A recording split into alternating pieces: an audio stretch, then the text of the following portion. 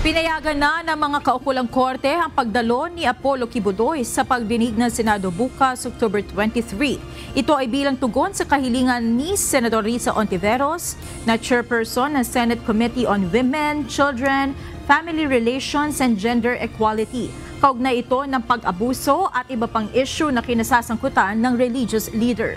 Unang naglabas ng kautusan ng Pasig City Regional Trial Court kung saan pinapayagan nito si Kibuloy at ang 5 pang co-accused nito na dumalo sa pagdinig. Sinugundahan naman ito ng Quezon City Regional Trial Court kung saan mayroong ring nakasampang kaso ang religious leader. Mapapanood din ang pagdinig ng Senado kay Apollo Kibuloy sa live stream ng UNTV News and Rescue alas 10 ng umaga bukas.